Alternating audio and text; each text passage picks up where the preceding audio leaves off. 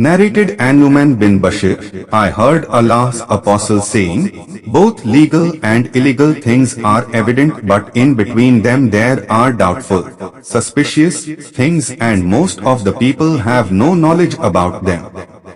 So whoever saves himself from these suspicious things saves his religion and his honor.